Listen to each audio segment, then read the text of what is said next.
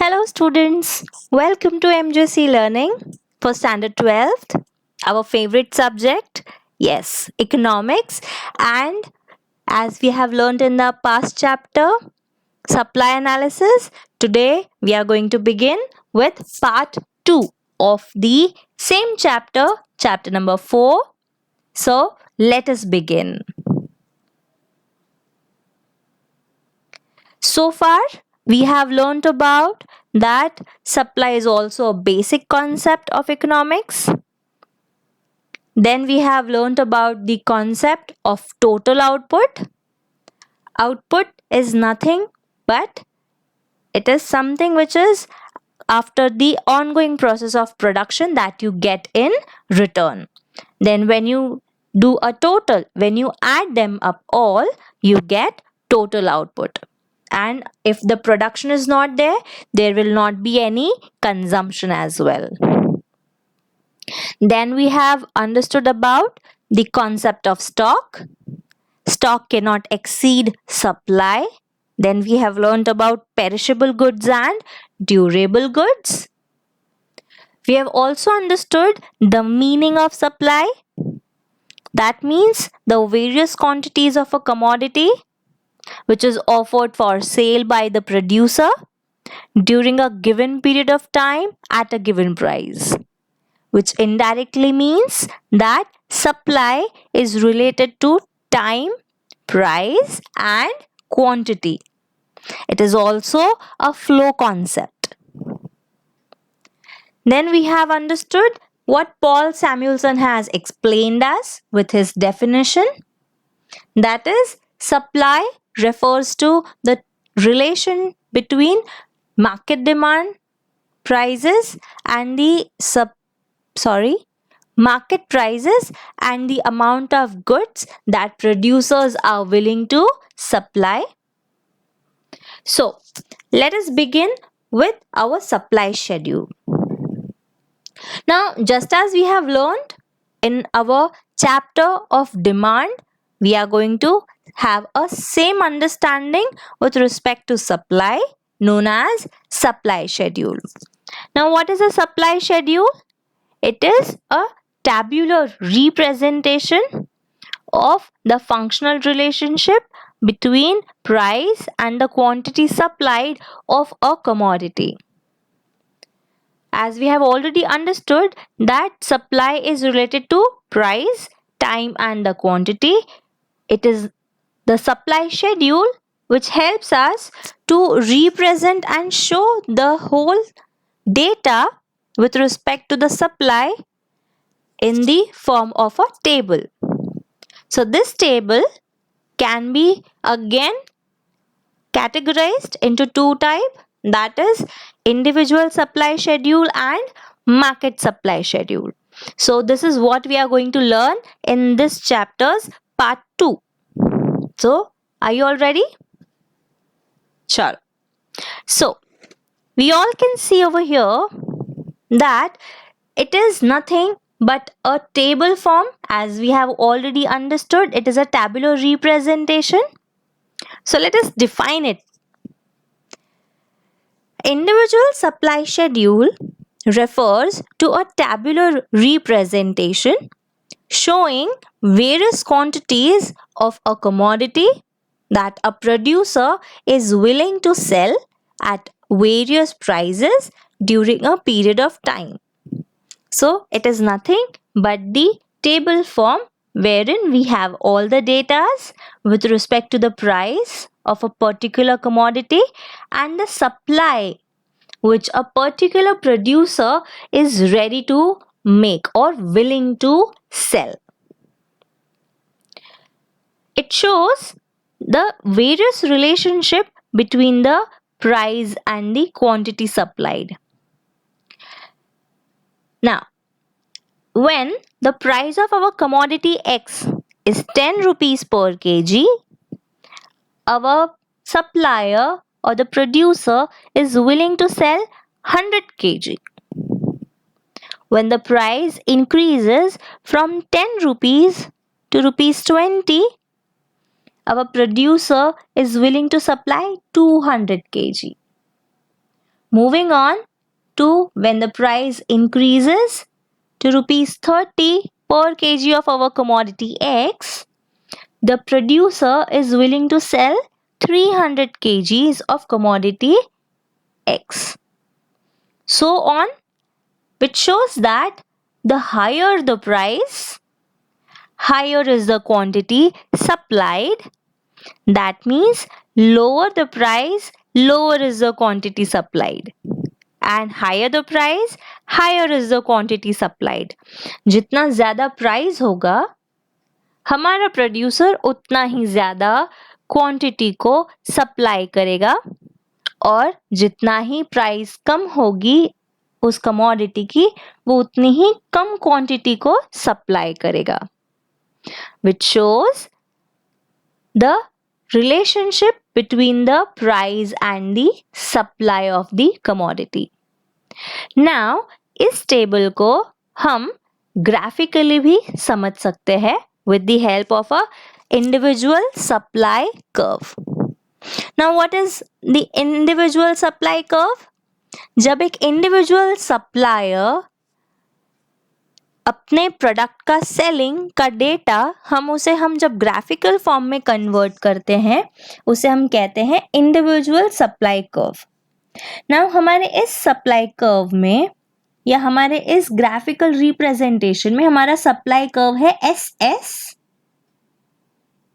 Correct. Quantity जो supply हो रही है by our producer is measured on x axis. We all can see. And the price at which he is willing to sell is mentioned on y-axis. So जब हम इसी table को graphically represent करेंगे तो हमारा टेबल का graph कुछ इस तरह होगा. Let us compare and understand. Yes, you all can do that. It is really very simple. At price 10, see, 100 unit of commodity is being supplied by our producer. When the price increases to 20, he is willing to supply 200 kgs. When the price increases to rupees 30, our same producer is going to increase the quantity supplied, that is 300 kg. When the price again further rises by rupees 10, that is 40 rupees per kg, our producer is willing to sell 400 units, and then when the price is highest as per our table, that is rupees 50, he is willing to sell 500 units of the commodity X, which shows that our supply curve or supply curve slope, here we call this as a slope. It slopes upward from left to right, indicating a direct relationship between price and quantity supplied. यानी जितना ज़्यादा price होगा उतनी ज़्यादा quantity supply करेगा हमारा producer, और जितनी कम प्राइस होगी उतना कम सप्लाई करेगा हमारा प्रोड्यूसर. सो ये तो बात हो गई हमारे individual supply curve and schedule की. Let us move on to our next subtopic, that is market supply schedule and market supply curve. Can you find some similarity between our previous chapters and with this? Yes, we have learnt about market demand schedule and market demand curve. Similarly, we are going to understand with respect to supply as well. So, what exactly is market supply schedule? It is again a tabular representation. We have a data of all the quantities which a producer is willing to sell at different prices, and there are various suppliers or producers, and when we add all these suppliers supply, we get market supply schedule. We get the data that the producers or the seller A, B, and C. When we add up all of their supplies at a particular price, how much they particular or each seller is contributing to it, and when we add all the three suppliers supply, we get market supply schedule. Okay, right? Let us begin. At price 10, seller A is willing to sell 100 units, seller B 200 units, and seller C 300 units. When we add 100 plus 200, we get 300. 300 plus 300, we get 600. So at rupees 10, the market supply of commodity X is 600 kgs. Similarly, when the price of the product increases to rupees 20, our seller A is willing to sell 200 units of a commodity. Seller B will sell 300 and seller C will offer 400 units of the product X. When you add all three of them, 200 plus 300, 500, 500 plus 400, 900. Correct? Are you understanding? Now, let us move on directly to the highest price. That is 50 rupees. When the price of our product X is rupees 50, seller A is willing to sell 500 units. Seller B is willing to sell 600 units, that is 1100. When you add up 500 and 600, and when you add seller C's willingness to sell of commodity X, that is 700, you get the total amount as 1800 kgs as your market supply. Now, when you make this tabular form, your data into a graphical one, when you convert it, it is said to be as market supply curve. So, let us begin to understand our market supply curve, wherein OX or our x-axis measures the quantity supplied in kgs. Our y-axis measures the price in rupees, of course.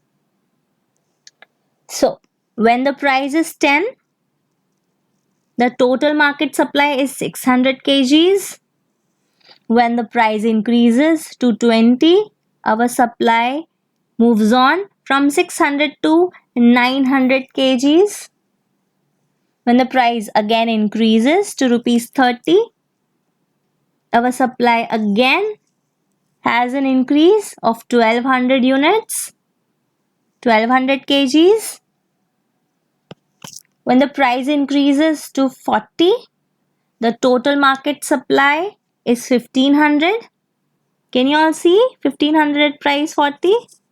It has been denoted with a big dot, bold one, right?